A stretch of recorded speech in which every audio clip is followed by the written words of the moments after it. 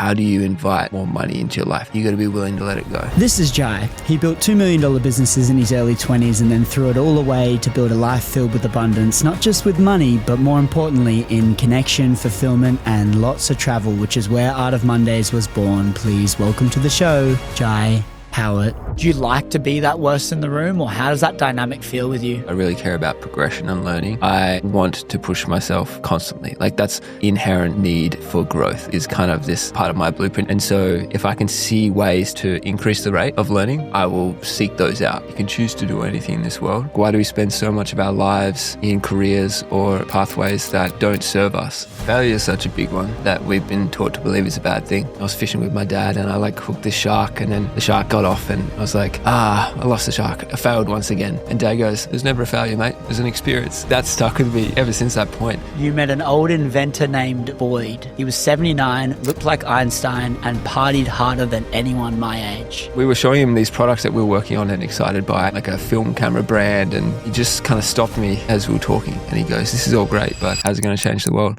I got goosebumps talking about it. I remember in that moment, I was just like... A few years ago, you met an old inventor named Boyd. He was 79, looked like Einstein, and partied harder than anyone my age. What did you learn from Boyd? Boyd, what a guy. He's one of the most eclectic men that I've met. And at the time, I was dabbling with a couple of different ventures. I had a creative studio agency thing and a e-commerce brand. I was traveling to the States with my co-founder at the time, and we'd just done a few weeks hopping around, and we landed in LA, and he lived in this 3-story kind of mansion thing, and we found him on Airbnb, and basically his daughter runs the account, and she would just vet people that came in just to find interesting people to go and stay with him, because he liked to meet people and he wanted to talk to people. And so asked us a bunch of these random asked questions. We answered them all, and they're like, "Yeah, you can stay." And so we shared this double bed together to stay there. But Boyd, we didn't even see for 2 days. The first 2 days, he lived in the house. We didn't even see him. That social. And eventually we met him, and Albert Einstein was the image that came straight away, and just started talking about all sorts of out there things, just straight off the rip. But something that I really admired about him is that he was what I would really define as an inventor. He'd created the first ever daily planner, like physical book, before the internet. That eventually went public and was sold in all the physical stores everywhere. And then he co-invented the fat gel grip that goes on the pens that you write with in primary school, and a wine glass that was had a thumb imprint and it was unbreakable and stuff like that.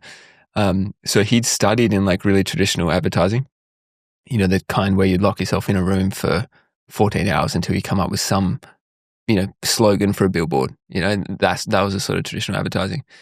And we were showing him these products that we were working on and excited by, and we were also talking about doing a film camera brand and, bringing back the film cameras. This is a few years ago. And he just kind of stopped me as we were talking, and he goes, this is all great, great products, but how's it going to change the world? And I remember in that moment, I got goosebumps talking about it. I remember in that moment, I was just like, oh, yeah, I suppose the world doesn't need another blanket or a film camera, and that was a seed that was planted. And for so long, I think I just began this search for finding the thing that, yes, was an incredible business and could create a lot of freedom in my life and the people around me, but also really change the world and could really impact a lot of people. And I think, this is right at the start of the conversation. We can get into all the stories, but being young and wanting to carve this path of freedom and getting into business young, you kind of, oftentimes it's for selfish purposes at the start. Maybe you want to make money, maybe it's ego. And I think as you develop in your life, in your career, you kind of realize that there's so much more that matters. And it's not just about you. So, do you think he taught you more about what meaning actually is, or made you think more about, there's the overarching term of thinking bigger, but perhaps it's more about thinking better because, understanding the reasons behind the thing.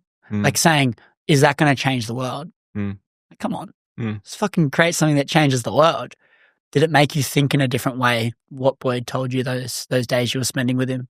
Yeah, to me it was, you can do anything. You can choose to do anything in this world. And so why do we choose to do things that either don't align with us, we don't care about enough, aren't helping people?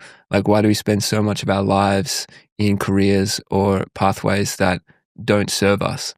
Naval talks a lot about these 3 decisions in your life are like the most important decisions. Where you live, what you work on, and who you spend your time with. And for so many people, they spend so little time deciding those things. You know, you spend a few weeks deciding what job or career path you might go down, and accepting a role, right? But then you spend 10, 20 years in that. So it's not comparable. So he says you should spend a lot more time deciding on these things and then pursuing them. And I think it was more along those lines. It allowed me to connect those dots of like, not so much thinking bigger. I love that too.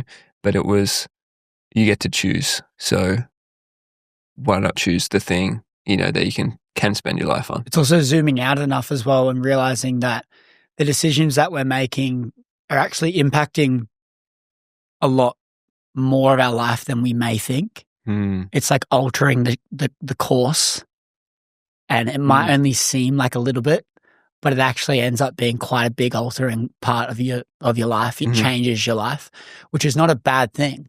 And, my favorite Steve Jobs quote is, you can't connect the dots looking forward, you can only connect them looking backwards.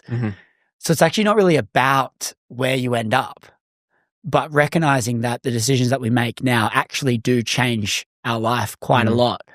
It can make us think. I really like what you said there about how we might spend 3 weeks looking for the best job and put out our applications and take and review what we've been offered. And then we let 3 weeks, we kind of, in a sense, rush into getting a job so that we can have a job. But then we stay in that job for a decade. Surely if you spend 3 weeks, 3 months or 6 months to make sure it's the right thing, knowing this is going to be a decade plus journey, that's worthwhile. I wonder if it should be more one-to-one, like how long you're going to spend in that role, you should spend deciding on it. And Stephen Bartlett talks about that with hiring. Yeah. He was saying like he spends 6 months hiring. Every hire takes 6 months when they do their whole application, and they take them through a whole hiring process that takes 6 months. And his thought around it is, if I don't spend 6 months hiring, then I will hire someone, train that person. It may well be probably the wrong hire. Then I have to fire that person. Then I have to rehire again, train again, and then hopefully they're good. Whereas if we just make sure we hire the right person, we know that we're spending the right amount of time training the right person so that then they're equipped for the role and we don't have to worry about it. Yeah. And so it's like that. It's kind of like, what's the source thing? Like, what's the actual thing that is in the core of the onion? Like, let's spend more time on that, not the rest. Yeah. They say the cost of a bad hire is worth 15 times their salary or something like that. And I love the onion analogy too. The thing I was going to say on like your career and spending time in a certain direction, I think it's probably less about, of course, if you're like, if you want to spend 10 years in a certain career path, you're not going to spend 10 years deciding on that path. I think it's more about the ability to change often, progress often, step up often. And so only spending a year in a certain direction and then stepping into this, and maybe it's only a slight pivot into something else, but the ability to do that regularly, because as you said, the connecting of the dots, it's thousands, hundreds of thousands of micro decisions that led you to be here today, sitting in this chair. Do you think it's having the humility to be able to change as well? So not being like, not letting the ego get in the way of realizing potentially you made a decision or you took a bet and it didn't work, and having the humility to actually pivot, course correct, as opposed to staying stuck in something that's not serving you just basically because of your ego and you don't want people to perceive you as a failure. Yeah, failure is such a big one that we've been taught to believe is a bad thing. And it reminds me of I used to film a bunch of YouTube videos when I was like 18 on Cocos when we moved back there. And there was this, I was like vlogging on a GoPro and I was fishing with my dad and I like hooked this shark and then the shark got off and I think I was filming and I was like, I lost the shark. I failed once again. And Dad goes, there's never a failure, mate. There's an experience. And it was like, that stuck with me like ever since that point. And I think failure it's really talked about a lot, or it really should be talked about more, but it's the root of everything. You need to be comfortable doing that because it leads to all of the goodness in life. If you weren't willing to fail, you wouldn't change. And I think progression is like a core human trait. Brings a lot of fulfillment, at least for me, my experience. Yeah. One of my old mentors, I remember I was in a seminar in a room. It was like a high ticket, like business event for 2 days. Mm-hmm. And he had a pre-event survey and we had to fill out like different things about our position where we're at. And one of the questions on the survey was, how much money have you lost? Interesting That's question, cool. right? Yeah. And everyone was ticking the boxes. It was like under $10,000, under $100,000, over $100,000, over $1 million, over 10 million. Mm-hmm. And like it was just basically like, in business, how much money have you lost? And I was so confused about why the question was even there in the first place. And then we got there on day one and he pulls up all the results and he goes, people might be wondering why I asked this. And he said, he pointed up at the ones that have lost the most amount of money. He's like, they're the first people I'd go into business with on that list. He's like, because they've failed more times. They've learnt a lot more. Wow. And it was an interesting thing where he actually pivoted. In business, we can feel bad about, having investors on board or losing money or failing and things not going to plan. But in reality, when things are going smooth sailing, you're not really looking for the lessons. So you're not really growing. It's masked with a trophy. But when you fail, you're forced to look within, so you actually grow. And so failing fast is just as important as acting fast. For you, though, like we're talking about this kind of having the humility to be able to change and, have this essence in us that makes us course correct and pivot. You are one of 7. And you feel like growing up, you always felt like you had something that you needed to prove. Was this something that you had from such a young age? Talk to me about that feeling and, a bit about younger Jai. Yeah. So I'm number 2 of 7 kids, same parents, very close with our family. And now we're all kind of spread around the world. But when we're back together, we're just big kids again. For me, being number 2, it was great because my older sister, she was the one that fucked everything up, and tested all the waters, and I could just kind of coast. But I totally had a chip on my shoulder, and I've spent a lot of time thinking about where that came from. And part of it is like the competitive nature of having to, fight for food on the table at dinner time, right? Because the food is inevitably going to run out. You can't go back for seconds, and there's so many people trying to eat. And also just probably craving that attention from our parents. When there are 7, what kids are like, they want to be the star of the show. And so when the parents' attention is on the youngest kids and you're just kind of there, you find other ways to try to seek that validation or that self-worth. And so I remember in school, I was the kid that really wanted to fit in, but I also really wanted to be contrarian and against the grain and different to everyone else. I didn't want to, just settle for who everyone else was. So I don't know, I never really found my place. I think it took me a long time to find that. And that's why I turned into video games. Was a big part of my life growing up. I was obsessed over video games, and it was like my own little world I could transport myself into. And then eventually phased out of that. And I guess that turned into the game of life and business and led me down this path. But yeah, it all stemmed from the big family upbringing, I think. Why did you feel like you were always trying to fit in? What was making you not fit in? Like having to try to fit in? If I am really honest, it was probably body image. I was a skinny kid. I was young.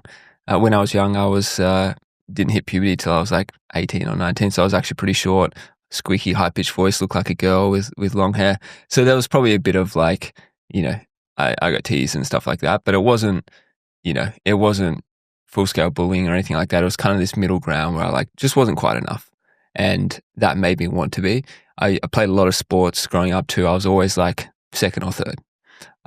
In class, I was fairly academic, but I was usually second or third, and so it was probably this pursuit to try to be the best or be the best in the things that I do that drove me. And I wonder, reflecting back, I wonder if that was the core of it. Were you second or third through to ability, or was it work ethic? Did you work quite hard during school? Were you trying to work quite hard with sports and all of the things that you were doing, or was it just so happened to be you always ended up second or third? That's a good question. Sports I just like loved, so I just like wanted to actively do it. But I wasn't the kind of kid that was like super disciplined. I was pretty lazy, I think would be a word I was using. I hated studying.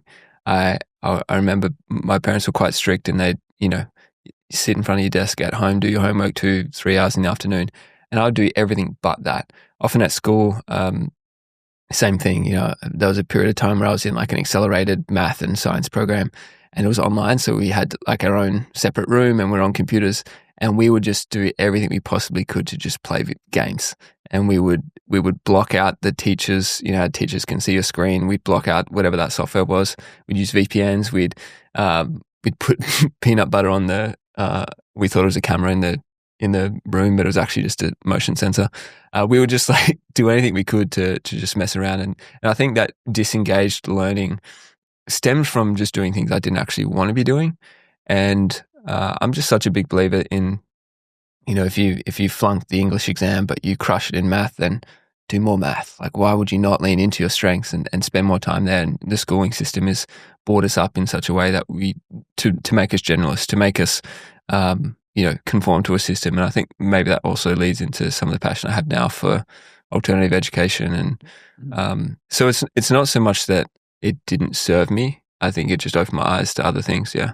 Let's touch on this little piece you said before about it wasn't full-blown bullying, but it was still like you were picked on a little bit, probably made fun of, wasn't full-blown bullying, but then you obviously didn't fit in as well. It's this weird in-between period where, because if it's full-blown bullying, you're more called to do something to change, but you probably just were in this middle stage where you're putting up with it, I guess you could say. Was that quite challenging if you actually just sit and think about it, like feeling like you're left out? Is that quite a challenging thing growing up, going like, why am I different to everyone? Yeah, I wonder if that's what made me really close on the family side, because obviously there wasn't any of that in the family. And really where the chip on the shoulder probably came from. It's like, oh, I'll show you guys. I think there probably is a part of me growing up, and even still today, that's like the ego in the back of my head that's like, I'd love to go back 10 years high school reunion and see what everyone's doing and show them what I'm doing, And yeah, I also try to be aware of that and not let that control me, and try to be, every person is equal, and there's something to learn from everyone. But I don't know. It was just something I just dealt with. You just kind of kept moving forwards, and for me, it shaped the early kind of high school years. By the end of high school, a lot of because I was trying to hang out with a popular group of kids, and they're all the ones that end up going off the rails, and typically that's how it goes. Yeah. And so by the end of high school, they'd either left or moved up the cooler schools or whatever. So it was kind of more of a core crew that was much more settling and accepting, and sort of found my groove there. So if I didn't have that, I wonder what would have happened, if I didn't find people that supported me. Another part was my parents were both school teachers, and one teacher's income most of our life as well. So we didn't have a lot of money growing up. And part of the drive maybe came from wanting to create a different life for myself too, and they really wanted that for us. And so they would be at every single personal growth seminar under the sun, Tony Robbins, everything they could spend any money they had on, they would, which is a really, amazing thing for us, but kept us in a state of scarcity too. Like it was a weird, again, in the middle. So yeah, I'm just learning this as I'm talking to you, all of these times that we sort of landed in the middle, but just made me want to be the best at something. Yeah. How old were you when your parents decided to take you out of school, hire an RV, and go road tripping around the US? That was 2011, and I was year 8. And it was the only chance they saw to take the whole family because my older sister was year 10, and then you start getting into upper high school and you don't really want to take kids out of school. So we lived on a farm out in the countryside in West Australia, and they sold the farm. We'd been there 15 years or something. They sold it and they used that cash we moved to the US for 6 months. We bought a little RV. It was 31 feet, but little when you've got 9 people inside it. And we just set off on this crazy ass journey around the US. Something my parents really loved was adventure and instilled that in us too. And so we were homeschooled the whole time, though most of the time that was just scribbling a few pictures on a piece of paper and saying, oh, look at all this stuff we're doing. It was more of like a life experience homeschool, I think. That was lots of stories there. We got to see a lot of the states. We did almost all of them. We missed a few in the middle and like Alaska and stuff, but we did most of the states, a lot of driving. And funnily enough, I found myself, I was like, I had an iPod Touch at the time. I was 14. And I used to just stay up until 3 a.m. just to message my friends back home who were like 12 hours. They just finished school at 3 p.m.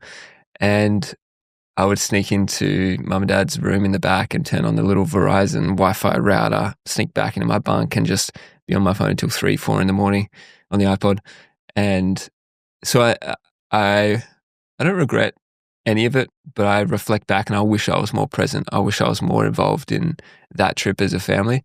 But you were 14. Yeah. I think it's an interesting thing. Your priorities are just completely different. Yeah. I catch myself doing that too. I kind of look back and go, I wish I did this more. I wish I did this. But then at the same time, I'm like, think about what life was like then. There wasn't much perspective. There wasn't much.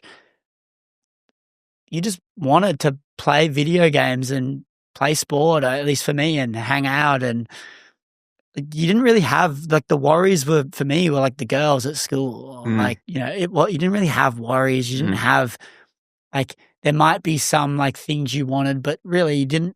At 14, a lot of people don't really have the desire they don't have a direction or anything. It's like, what the fuck I'm doing in grade 8. Yeah. And so it doesn't, it's one of those weird things. Like, hindsight's always a beautiful thing. Do you feel like this, like, you obviously do a lot of travel, you go around at the moment, you're doing, I mean, even with Art of Mondays, right? You're doing all of these residency houses. What do you call them? Founder houses? Founder residencies. Founder residences. And they're all around the world in these super inspiring, like, awesome places. And you would be one by the lake, one in the snow, one wherever, right? And for me, whenever I go to those places, I find they're very inspiring environments. Are you more so reflecting, planning, when you're in those things and you're spending time alone? Are you reflecting on the life that you've lived? Are you planning? Are you kind of just trying to soak it all in? How's your mind when you're kind of spending that alone time in those little residencies that you've been doing? Well, the residencies themselves are not alone at all. There's 10 to 15 people. Are you talking about when we're on them, but I find time to escape? You find time to yourself because, like, obviously when you're doing the residencies and you're with all these people, you're having fun. And if you're running the event as well, you've got like some element there that you have to control. But I'm assuming that in these residencies you do get some time alone, and you sat there to reflect or to think about life. And you write. I've noticed you write some really cool captions on your Instagram, so I can tell you're quite a reflective and introspective person. When you spend those times alone in inspiring places, what typically comes to your mind? Is it more present stuff? Is it more reflection of the past, or do you like to look forward? Oh, yeah, good question. All of my life has been future based, typically. Almost never reflecting, never go through my camera roll and look at old stuff, like a lot of people do.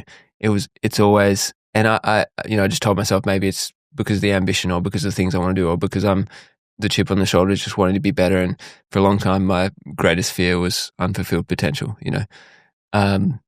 So it's funny you ask that, because a lot of my life has been looking a little bit less in the future and more in the now, present, right now, which I'm getting better at. And we do like offline days and things like that at the residency, so we get more of that. I recharge alone too, so I need to spend that time. So a lot of it actually, it doesn't matter what I'm doing if I'm alone, but often it's walking. So I love walking, usually listening to something because I get inspiration there as well. Sometimes I'll just write stuff down as a result. I want to write a book one day, just like my own philosophies on life and how what I think are true in the world, and see if other people resonate with those too. So just jotting down thoughts and notes. It's in a messy little. My creative mind is all over the place. It doesn't have to be organized. It's just brain dumping stuff. And that's usually the same if I'm journaling too. It's just getting stuff out of my mind and onto paper so I don't have to keep thinking about it. So yeah. Yeah. You have this like life design kind of approach where, you're trying to really optimize your life in a different way. It's not just hustle bustle anymore. I mean, even yourself now, you're literally living on the road, traveling around, exploring different places, don't have like a home base. When did all of that change for you, where you started kind of looking beyond just the hours you were spending on your business and kind of optimizing your life for a more in a lifestyle way? When I was 20, I started building this agency. I was sort of freelancing content and I wanted to build something bigger than myself. So I settled into West Australia and niched into this, creating ads for brands.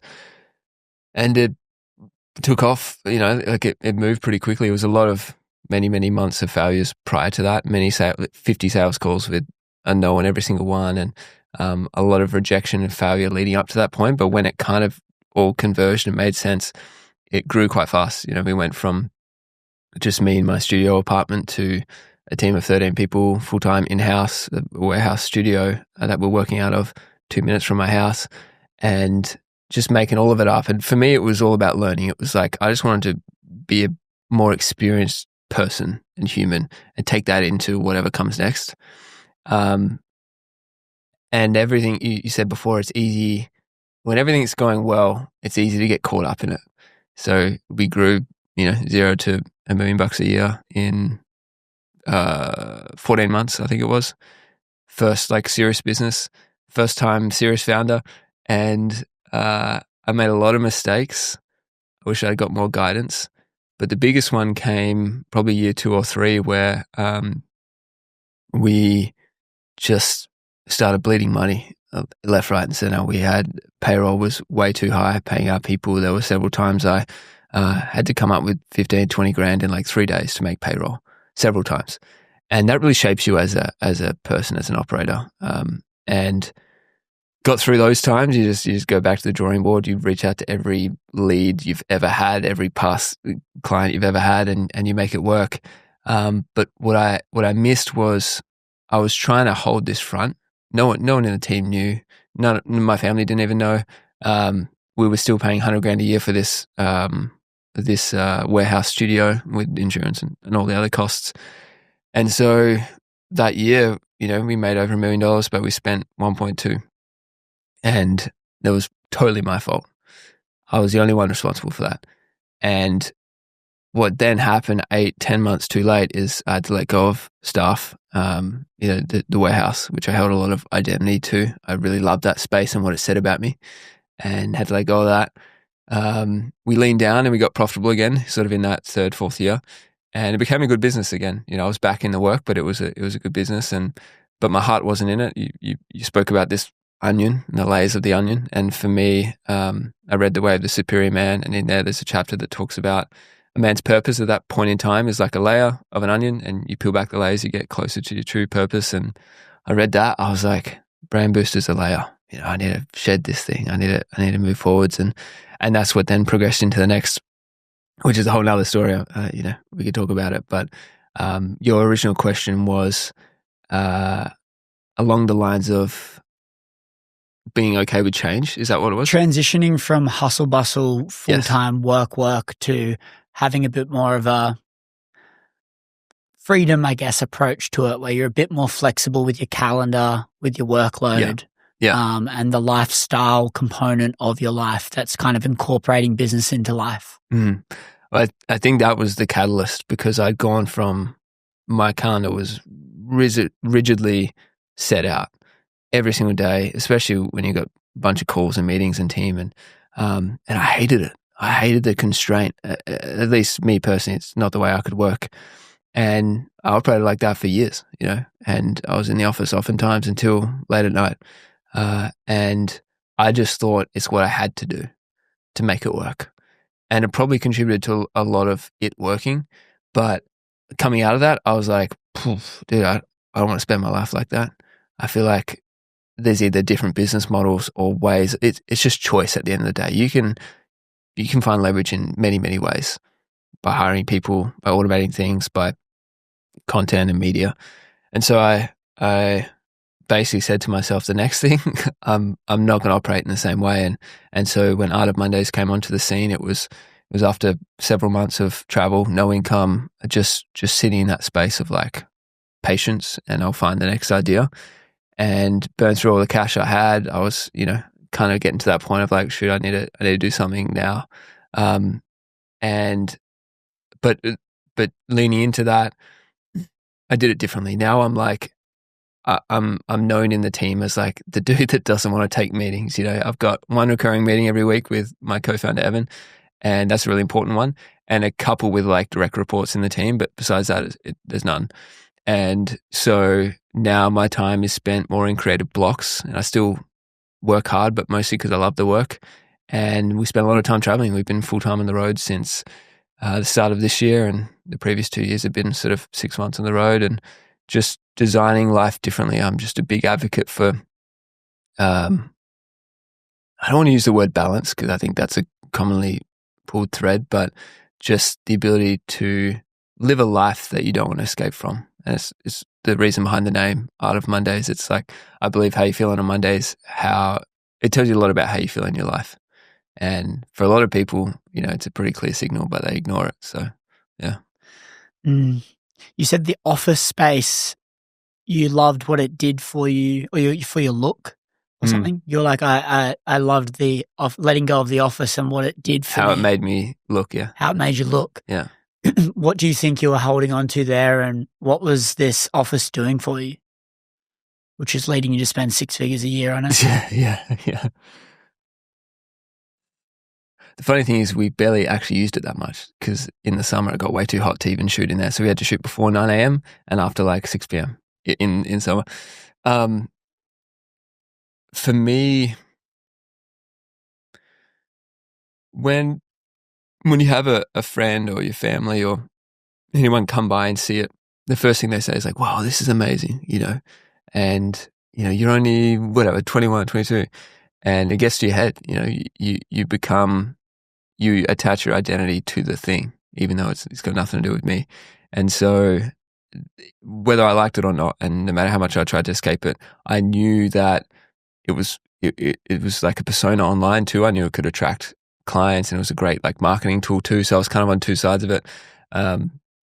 But it made it really hard to let go of. I knew the costs were there. I knew we were in the red. I knew we were going, like south quickly. But I was like just trying to save it, trying to hold on, because I probably loved the feeling of being recognized, being, that kid with the studio and the basketball hoop and the table tennis and the young creative team and whatever. Piece. Yeah, totally. It was finally like I was recognized for me. I was worthy of something, and that Jai in high school or primary school was finally recognized for something. So, did you ever feel, leading on to that, did you ever feel like you were an imposter, being like, showing up that front, but then feeling a different way? Mm-hmm. Yeah, all the time, even still. I felt underqualified in so many areas, and it kind of actually works to your advantage sometimes. And this was a really conscious thing I did when I started the agency, because I didn't feel worthy of charging whatever it was, $1,000, $2,000 a month for content. I was like, why the fuck would anyone pay me to do that? Even though I had some skills, I probably was talented enough to pull it off.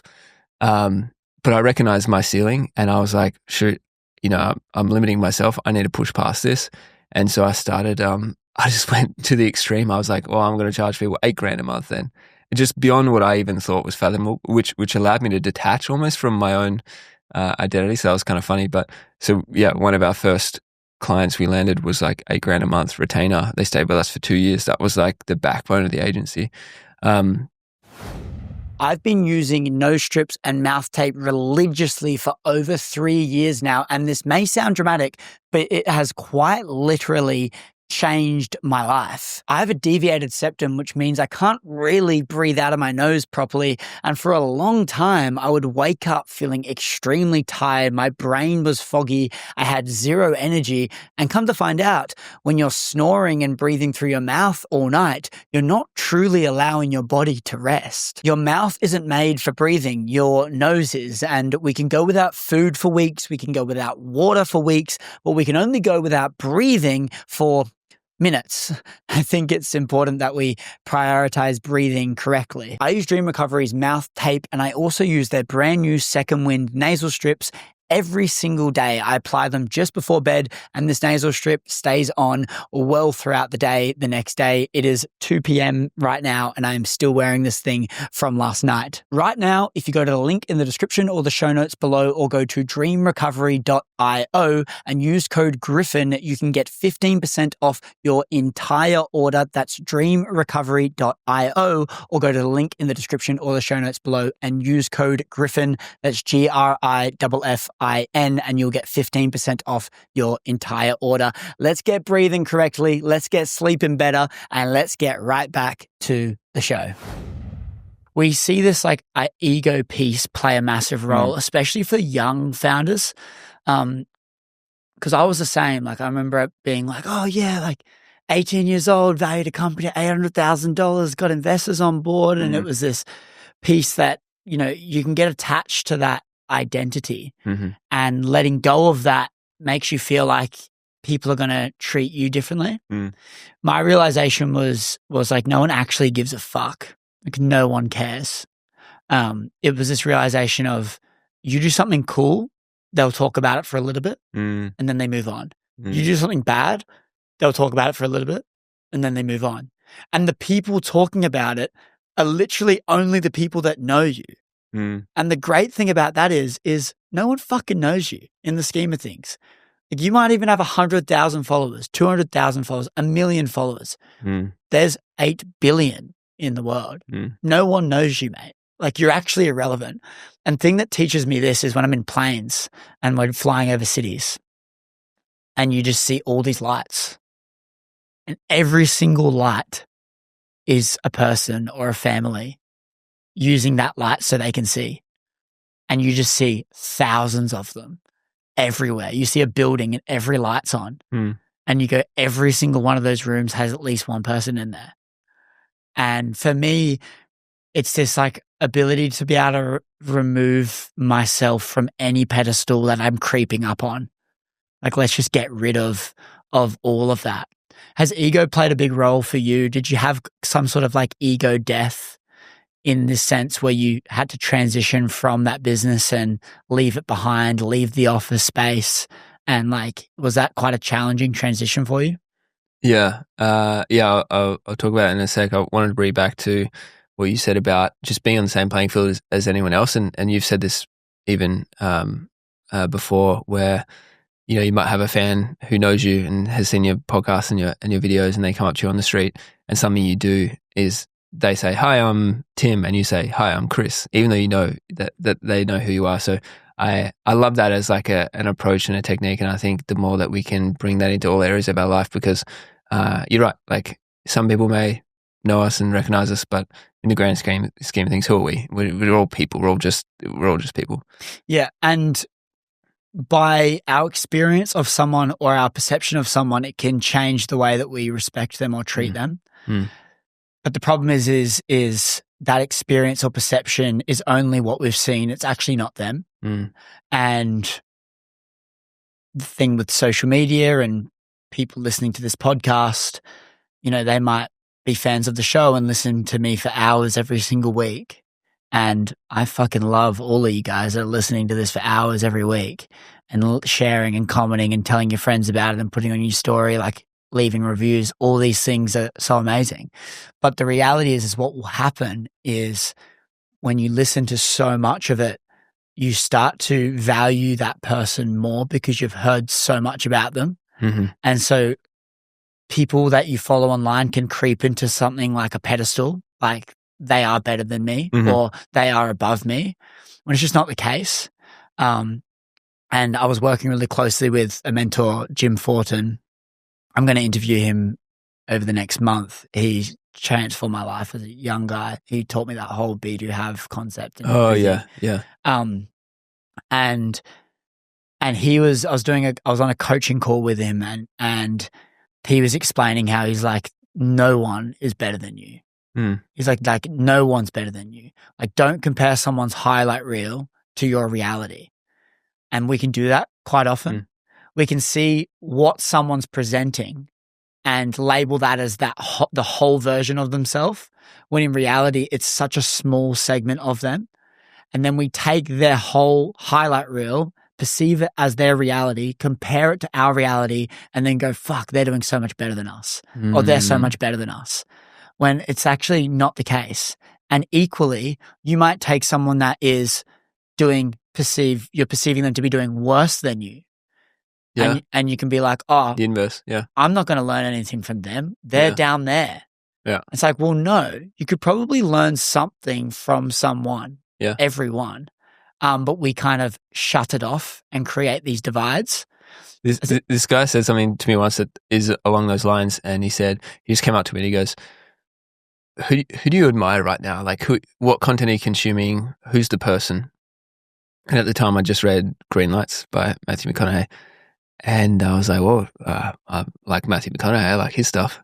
And he's like, the reason that you compare yourself to him or you admire this person and you put them on a pedestal is actually just because you see yourself in them. You have the potential to be the same as this person. And so when you flip that perception and you realize, and then I'm like, well, yeah, maybe I'd, like to be able to act or be really confident and be seen and be in the spotlight, which is typically something I've reserved myself and more introverted. And it's because I like those qualities and I believe I can be those. And that's why you put someone on a pedestal. Oh, this is fascinating. You only pedestal someone that has what you want, or that has what you want, you have, or you lack. It's kind of like if there's a missing part of you and you're not in a victim mind, you can admire them or pedestal them because you want that thing, kind of envy it. It's like you love that they have that and I want that. So you can pedestal them in that front because they have something that you don't have, and the reason you don't have is because it's probably hard to get and they've obtained it. So you can like pedestal them in that front. A victim, what they would do is they would flip it and go, subconsciously they realize that they don't have the thing, but they will trick themselves that is actually a bad thing, and then they'll project it like that is a bad thing. And so they won't have any desire to probably obtain it because it's quite hard to get and they're not willing to do the work. So they'll just, instead of doing that, they can just project it to make themselves feel like they're okay, even though they don't have the thing that they're lacking. But then the pedestaling is like, it's kind of like, I don't think there's value in pedestaling anything, because I think from an energy standpoint, it makes things hard to get, because things that are on a pedestal are hard to get. And so if we can remove all of that, it's the same with that money conversation we were saying on the walk or the run the other day. It was talking about how when you are more willing to get rid of something you're more willing to invite it in. Mm-hmm. It's kind of like in the ebbs and flows, money comes and goes. Mm-hmm. And it's the same with when we're chasing anything in life, whether that's women, whether that's the dream like business that we have, the amount of money that we want to make. When we are chasing something, people can kind of feel it, and it gives off quite a disgusting smell. It's like when you need that sale, and you just need it. The needy salesman. No one likes to speak to that guy. The best periods of sales always come when you don't need it. And it's also a position of in negotiation too.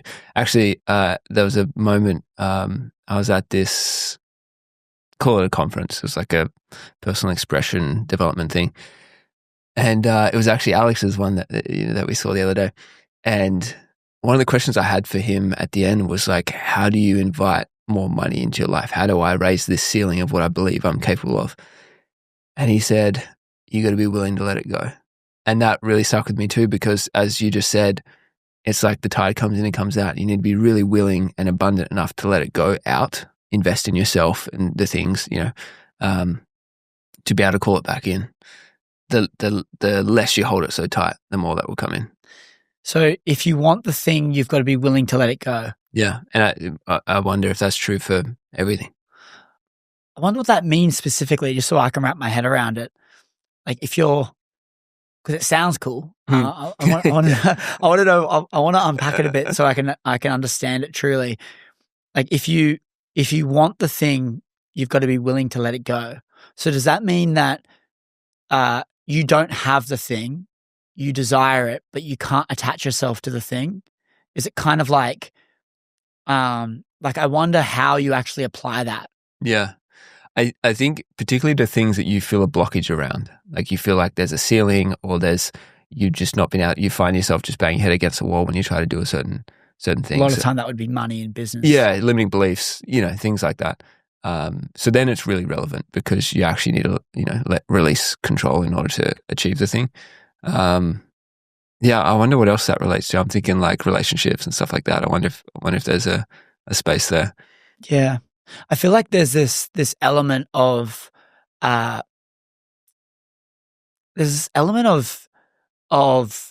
peace that comes with not feeling like you need anything as well. Like, yes, you get more in. I like to look at some of the things that I get fascinated by is the things the things we want, we seem to try and do things in the short term to get them. But the reality is when we try and do something to get something in the short term, typically it results in none of it in the long term.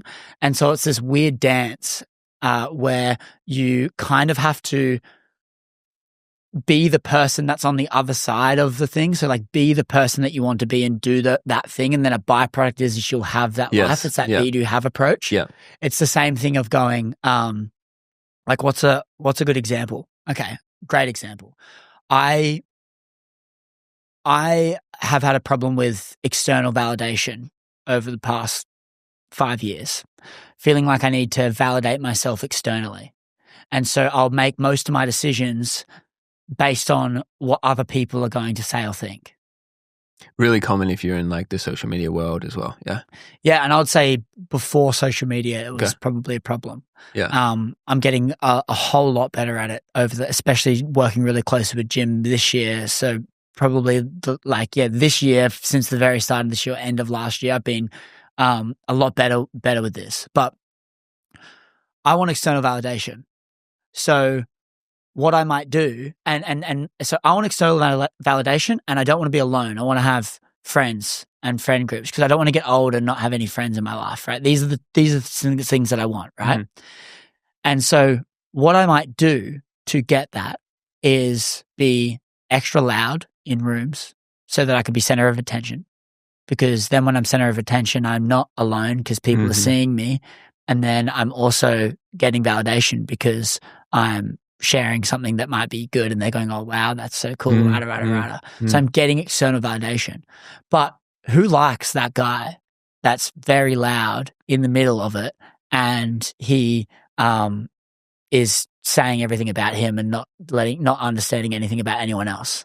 And I imagine it triggers people because the same thing we were talking about before, which is maybe they want to be able to be the spotlight, and then and you're not allowing they see that and be in you. Yeah. So then when they leave, they're like, fuck, that guy drained me. I didn't even get to share anything.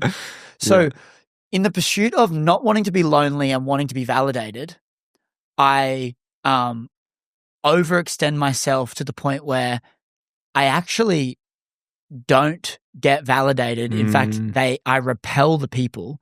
So then I result in having no friends and I'm not getting validated. However, if I went in there, asked questions, and you'll see this happen all the time, was curious, listened, shared where it was appropriate, was bubbly, really made them feel heard, they will then leave that conversation and go, fuck, Chris is a nice guy, hey? And then they message and want to hang out more. Yeah. And when I get the message, I'm getting validated because they're thinking of me. Yeah. So in the pursuit of trying to, and I hope this makes sense, it's making sense in my mind, but in the pursuit of trying to do something, trying to get an outcome, we are thinking too short term, and it's actually resulting in long term the opposite of what we actually want. And so being able to be the person that is likable, not trying to be liked, is the thing is an important distinguishment. A nice frame for that is to be the most interested in the room, not the most interesting. Yeah, that's fascinating.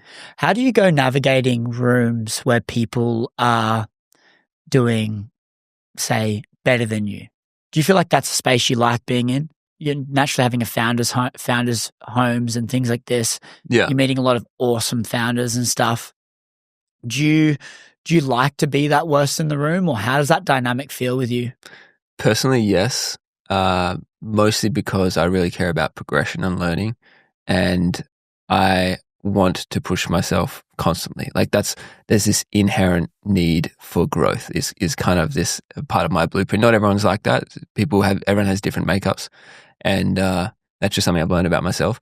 And so if I can see ways to increase the rate of learning, I will seek those out. And so that's why I like to be in those rooms, instead of being a big fish in a small pond, be a small fish in a big pond. So I think that's probably is a large part of why I'm so aligned with the company that we're building, which is just bringing together such brilliant minds at all stages of their journey too, and creating a space for them to belong. It's effectively creating a space for myself to belong and to just live in this, creation and ideas and being curious. And so now I'm a really big believer in almost building for yourself, being your own customer. But it took me 10 years to figure that out, Yeah, that's interesting though, because a lot of people would say against that. Like, stop trying to build for yourself because no one actually cares about what you care about. I would have different advice if you're a first-time founder versus like a more seasoned one, because first-time founders are inclined to miss that. That's probably the space, me a little bit younger, where the ego would get in the way, and I would go down this path thinking people want it, but actually no one fucking wants the thing. You just, you think they do. So yes, you do need to let the market tell you what they want, but building for yourself, assuming it's something people want and that's been validated and proven, then you can go all in on that, because it's going to feel like play and not work, and it's going to be easy to do. Consistently, authentic. Yeah. Do you feel like that allows you to build this life by design in a sense, where you've got a bit more flexibility and freedom with your calendar and what you're doing by virtue of doing the thing that is for you in a sense? You are able to build a life by design that serves you a lot better. Totally. I see that, and I really like that. We were talking about it on the drive to the gym about calendars and like trying to force something. It's like you're trying to put a triangle into a square. Sometimes we try and do something because that's the right thing to do, but it doesn't serve us. And I like this idea of being able to create something around you and your life, and that serves you. Do you feel like there's this element of like purpose that comes into play here? Do you think that purpose can be quite a fluff term that is thrown around? Or do you think it actually is something that serves you, and is it something that you've gone and searched and unpacked? Oh, that's a tough one, because we grew up in this era of start with why, and you find your ikigai and find your purpose, and And I believe in all of these things. I think when you can find the intersection, but often it's hard to fabricate. It's hard to just sit down and be like, oh yes, this, then this, I should do this. That's really hard to do. So actually just by starting and doing something and progressing forwards in some area and then trying something else and then trying something else then leads you to the point where you have enough awareness, enough experience, and you can find the thing. So that was my path. That's probably all I can speak to. But I think having it there, you always know, if something isn't right, if there's someone in your team that's underperforming, you need to fire them. If you always know, there's this intuition, there's this gut feeling, we're just not willing to face it. And so I would just go out on this journey, try a bunch of shit, see if you like it, try, stick with it long enough to really give it a crack, and then, move into the next thing. It's this thing around like, you don't know what to do. Like, let's figure out what you don't like to do. Yeah. Like, let's just try and do a bunch of stuff. This ties really well. A line that I read in The Alchemist the other day. I'm going to find it on my phone here. Great book. I read this page in the book. Here we go. And it said this line. It just fucking blew my mind. And I was trying to conceptualize it a bit. But it says, the closer one gets to realizing his personal legend, the more that personal legend becomes his true reason for being. The closer one gets to realizing his personal legend, the more that personal legend becomes his true reason for being. I elaborated on it, I believe, in my notes somewhere. I said, this hits me while reading The Alchemist. I haven't read this and pre-read this, so let's hope it makes sense. When you first start out, you may or may not know what your purpose is. Paulo refers to it as personal legend. But you may or may not, but you don't truly know. Frankly, it's just a dream, an idea, a buzzword, a cool concept. You're not truly embodying that purpose until you start getting closer to it. And when you get closer, clearer, and more certain on it, it doesn't become just an idea anymore. It becomes your life. You make all of your decisions around it. Your life's meaning evolves around it. It's one's sole mission on this earth to find. And you won't find it by doing nothing. You need to go through enough uncertainty and challenge for it to be certain and clear. Such a common DM I get is, I feel lost and I don't know what to do. What I can tell you for certain is that doing nothing is only going to get you further away from finding that thing, what that thing is for you. Just do something, anything, because what's the point otherwise?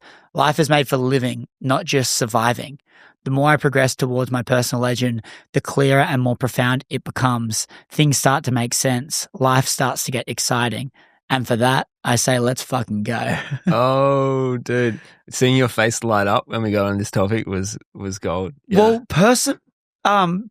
purpose is like a bit of a fluff word. Yeah. It doesn't hold any weight, I don't think. But when you feel something, like, you fucking know. And so, like, the more you get closer to it, the more crystal clear it gets. And that's where it gets exciting. I think it can be hard, though, when you just don't know what to do. Yeah. You're just lost. You just don't have a clue. Like, that's the starting piece, though. You just have to move in a direction. And yes, the direction you move is pretty important. As we talked about before, like, what you do really matters. But if you actually are starting from ground zero, nothing, like, fucking lost, just move in a direction. And I love, I used to look for reference points. So I'm not like trying to do this thing that no one's ever done before, because it's like, well, now you're really floundering. But find someone who's done the thing you're trying to do, someone you admire, someone, and I know we talked about, even though there's admiration there, you're still on the same page, but that's kind of the point. Like, go find that person that you want to be like and believe you can be like, and move in that direction, and let them be the guiding light, and find an idea related to that. And it'll put you in the right path. Yeah. What do you think about mentors and people that, maybe have walked the path you're trying to walk? Do you think they're quite profound and powerful for you? Have you used them in your life, or has it kind of been a bit more of a solo journey for you? Largely solo. The mentorship has usually been more tactical. Like, if there's a problem I'm trying to solve, huge shortcut. Like, if you can go and pay someone for their time and, save yourself 6 months of moving, trying the wrong thing, and they've already tried it and told you, no, that didn't really work. Of course, still make your own decisions, but we've done that a handful of times. It's been really impactful. And arguably the self-learning has taken me longer to come to certain decisions. So I think the important thing is just learning from the right people, being really critical of the people you learn from. When I listen to podcasts and stuff, often I find it really hard to listen to people until I know more about them. And not just from a credibility standpoint, but I want to know they have a life that I also would like to live. You know, I don't want to consume content from people that I wouldn't trade places with. Mm-hmm. Yeah. Yeah, that makes sense. And I guess for me, I would agree. I would agree with that. I think coach and mentor are two different things. I see mentor as more holistic. Mm-hmm. Like I want a mentor that has a life I want to live. And this is something I still haven't found. I don't, one of my biggest goals for 2025 is find a proper mentor. And I look at that as a bit more holistic. Like I see a coach be someone that can help me with a specific thing. Mm-hmm. Like if someone's really good at business, but he's like fat, he can't be a mentor. Priorities fundamentally are very not aligned with what I'm trying to do. In fact, I struggle to even listen to anything that they're saying. But if he's really, really good at business, he can help me out in business. But he's not a mentor. Yeah. I don't look up to him. I think his priorities are very off. But a mentor for me is someone that he's thrived in the areas I want to thrive in. He's thrived in business. He's fit and healthy. He's got a loving partner. The way his wife looks at him is a great indicator on that too.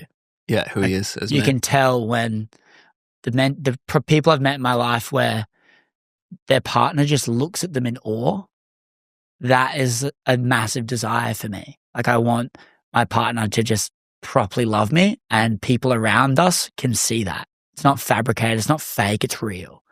And I look at these areas and I just go, like, that will encompass a lot more. When the kids come up and they're running up to him and they're cracking jokes and they've got character about him, you can tell a lot about a man with their kids. I can totally imagine you like finding the person that could be a mentor and asking to go to their house and then just like studying the way they interact with wife and kids. And I think it's cool. It's a good indicator. I want to touch on this partner piece. You've been staying with me for however many days now, like 4 days or however long, and you're with your partner, and it's so cool just watching. You know, sometimes I'll like just drift away and I'll just like let you guys do your thing, and it's really, really cool, and I can just see this really awesome dynamic going on. How important has relationships been on this journey? Having, you know, a romantic partner in your life throughout this business journey and just growing up in general. Thank you for saying that. Yeah, Elena's awesome. She I hope she looks at me in the way that you just described, you know, in awe, and I do the same with her, the way that she holds space and moves through life with so much grace as well. I've seen both sides of this, because for a lot of my life, I've felt like I can move faster alone and go further alone, or people can't keep up, you know, for example, just because of the rate of change that I want to move at.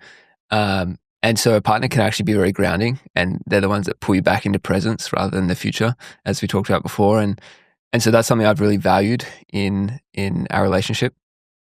And also just the so many similarities in the things we like.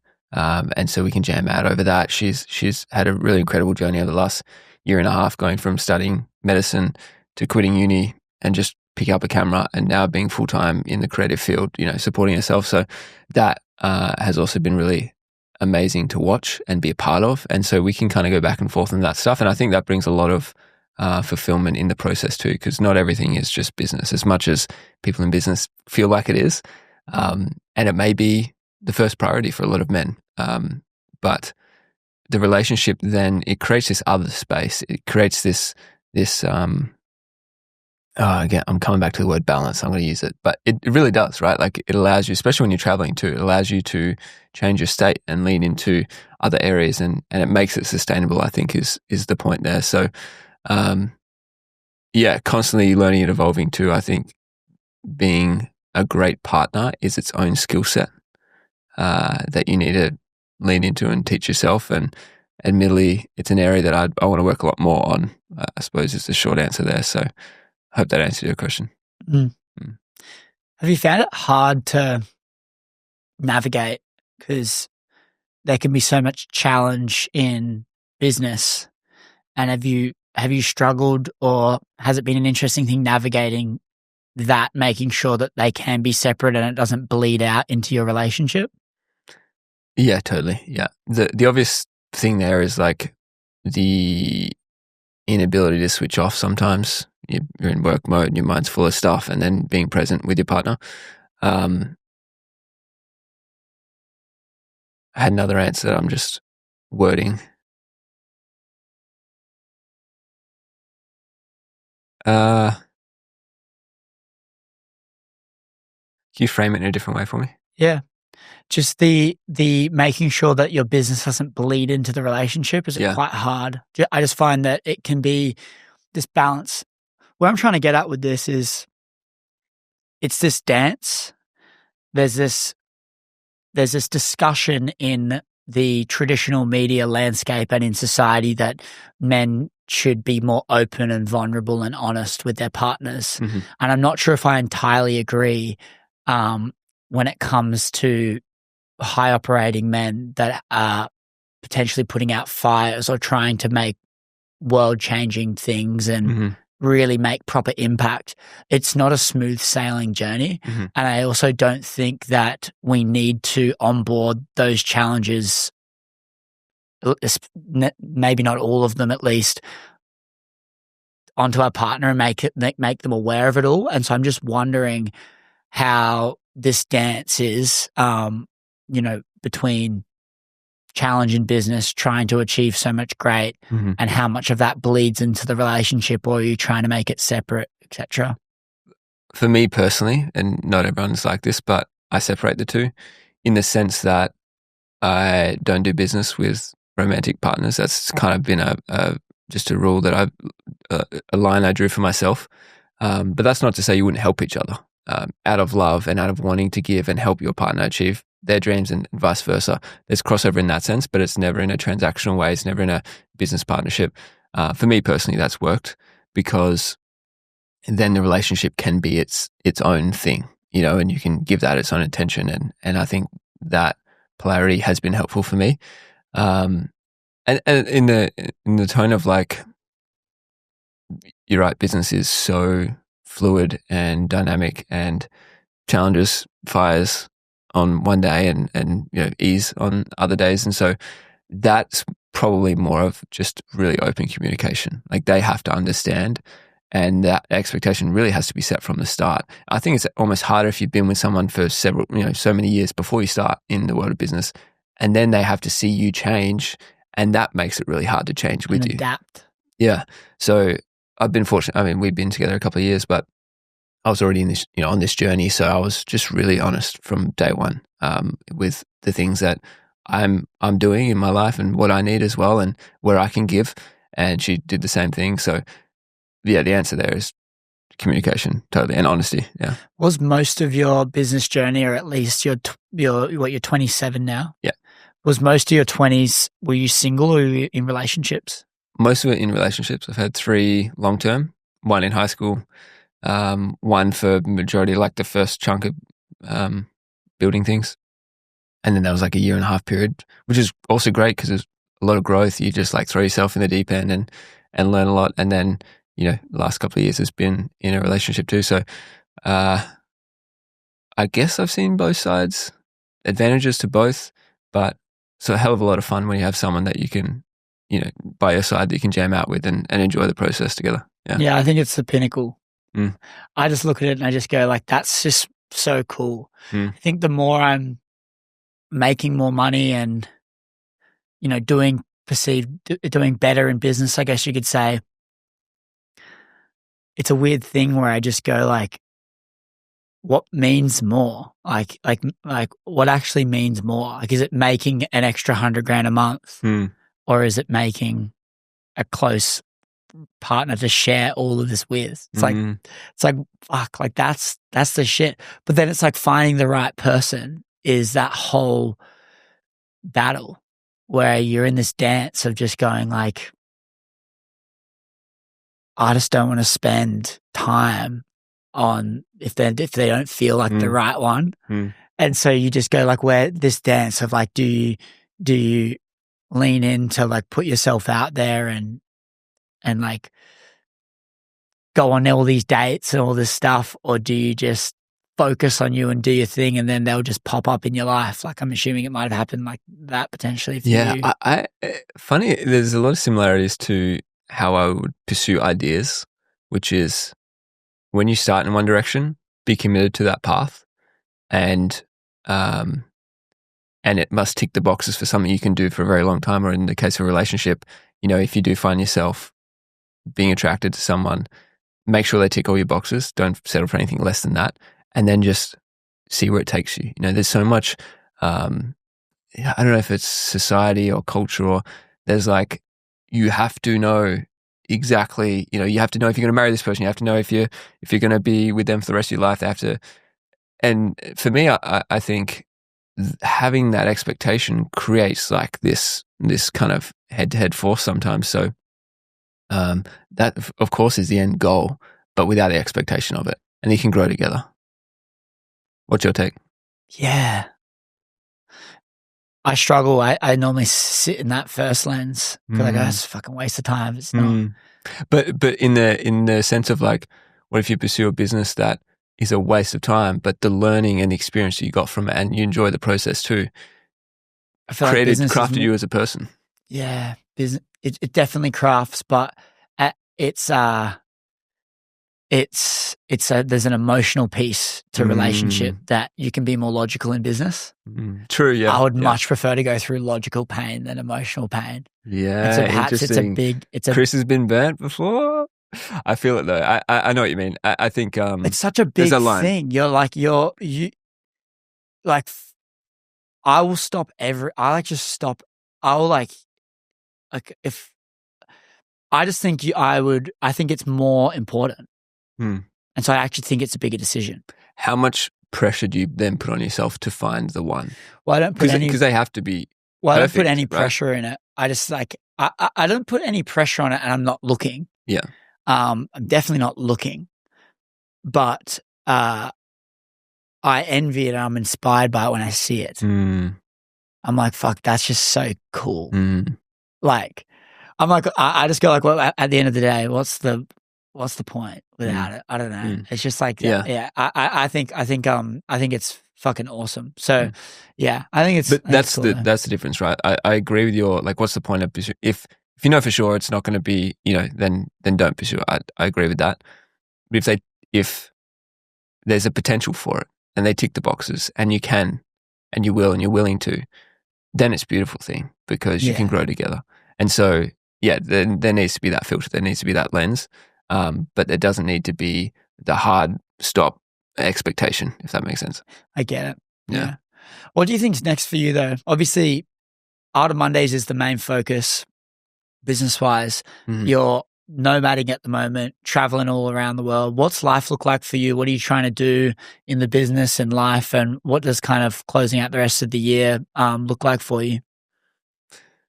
For me, I believe there's two narratives in the world that I really care about.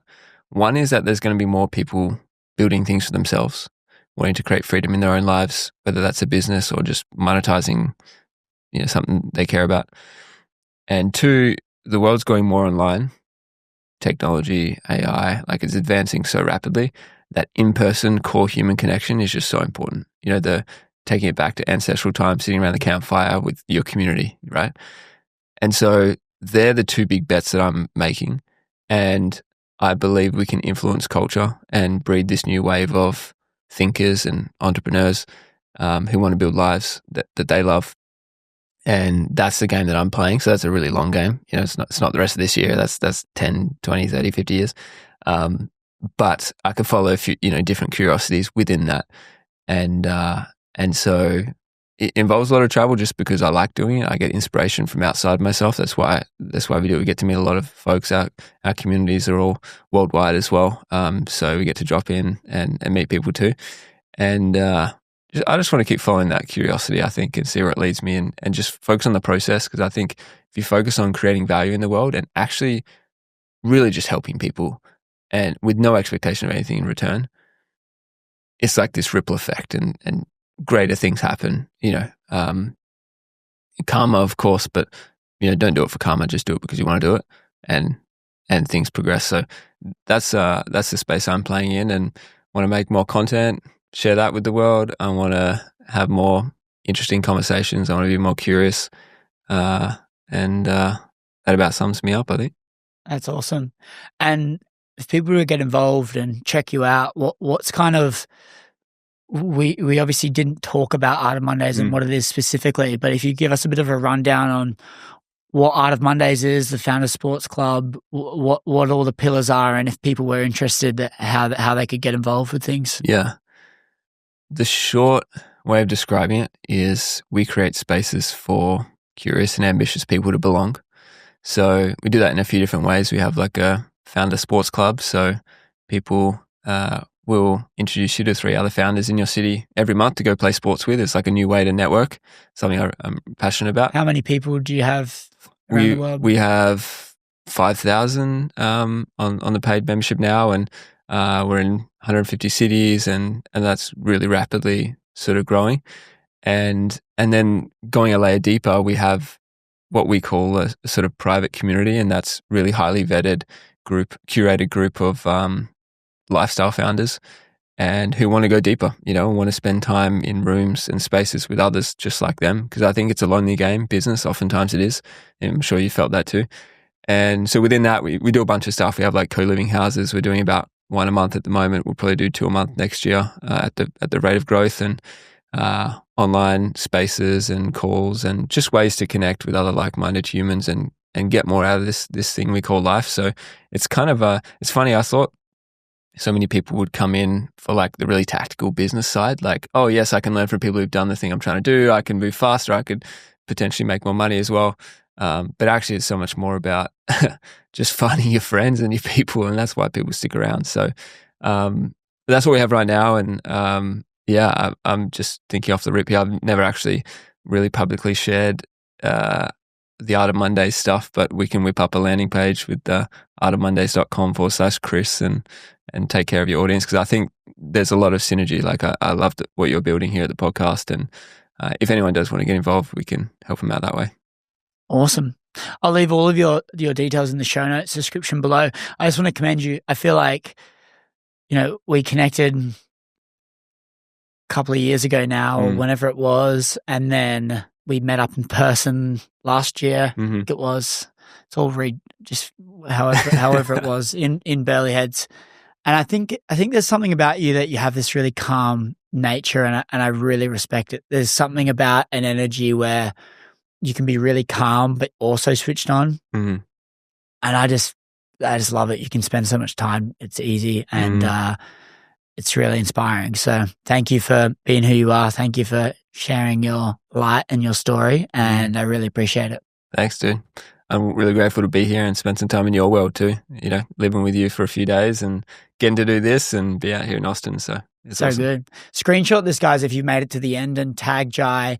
And we found out that Americans aren't called Jai, and they don't actually know. Yeah, they all call me Jay. Everyone doesn't. J-A-I. J-I.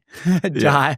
I'll leave all of Jai's details in the show notes in the description below, as well as artofmondays.com/Chris. Chris, yeah. There we go. And you guys can check that out for yourself. Definitely go and check it out. It's honestly awesome. Founder Sports Club. There's like what you said, 150 cities.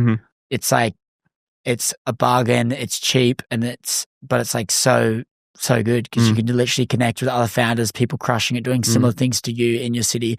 So you can feel a little less alone when you're trying to do stuff that's for you, not for everyone else. Please yourself first and try out Art of Mondays today. Actually, we've got an app dropping in like a couple of weeks, so that's going to be really fun too. Oh, dope. By the time this pod comes out, I don't know. Yeah, awesome. Yeah. Sounds good. Thank you guys so much. Leave us a 5-star review on Spotify, Apple. It'll help the show grow, help us keep getting awesome people just like Jai back on the show we're going to sign up for this week. Let's go. Bye, and I'll see you guys next week. See you guys.